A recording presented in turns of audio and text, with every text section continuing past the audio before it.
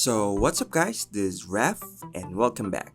So this is a quick video regarding to the Samsung Galaxy Flip 4 and recently I'm just trying to create a follow-up review for it. But suddenly our unit has some issues particularly on its screen.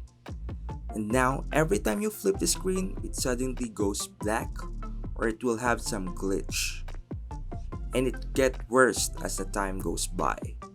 So now it will shut down and won't turn on at all when you flip or bend it.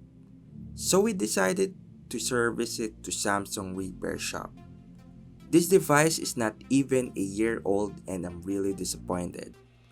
I thought since this is a 4th generation it won't have any issues at all on its screen.